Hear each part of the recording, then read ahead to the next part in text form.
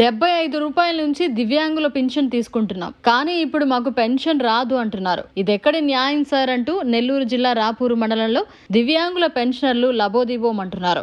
అది నెల్లూరు జిల్లా రాపూరు మండలం గుండవల గ్రామం సార్. మాది నా పేరు తైతి పట్టు పెంచలయ్య, మా నాన్న పేరు తైతి పట్టు కోపాలయ్య. మా నాన్నకి ఇద్దరు, ఒక అమ్మాయి చనిపోయింది, నేను వికలాంగుడిని. నాకు పెళ్ళి అయింది, మ్యారేజ్ అయింది, 3 పిల్లలు ఉన్నారు సార్. నాకు 75 రూపాయల కాడ నుంచి పెన్షన్ వస్తుంది సార్. కనీసం ఉండేదానికి ఇల్లు కూడా లేదు సార్. నాది పూరి గుడిసెలో ఉన్నాను సార్. కావాలంటే మా ఇంటికి వచ్చి నా ఇల్లుని మమ్మల్ని అందరినీ ఎన్క్వైరీ చేయండి సార్. నాకు పెన్షన్ ఉన్నట్టుండి ఆగిపోయేతలకే నాకు ఆత్మహత్య చేసుకోవాలనిపిస్తుంది సార్. పెద్దవారు దయ ఉంచి నారా చంద్రబాబు నాయుడు గారు, లోకేష్ గారు, పవన్ కళ్యాణ్ గారు నా మీద దయ ఉంచి నా పెన్షన్ నాకు ఇప్పించాలని నేను కోరుకుంటున్నాను సార్. చూడండి సార్, ఒకసారి నాకు చిన్నపిల్లవాడు అప్పుడు టాన్సీ వస్తుంది సార్ పెన్షను.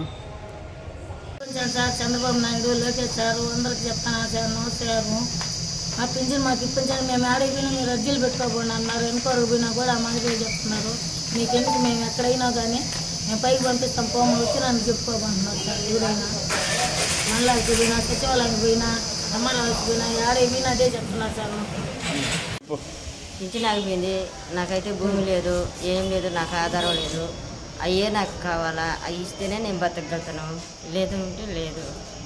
దాని మీదనే ఆధారపడి నన్ను చూసేవాళ్ళు ఎవరు లేదు. అదే కావాలా, పింఛన్ కావాలా. నేనైతే రికమెండ్ చేసుకోవాలా, గవర్నమెంట్ నుంచే తెచ్చుకున్నాను. అది ఇస్తేనే బతికిపోతాను. కాళ్ళు అయితే 2 కాళ్ళు లేవు, ఒక కాళ్ళకి మాకు చెప్పలేదు.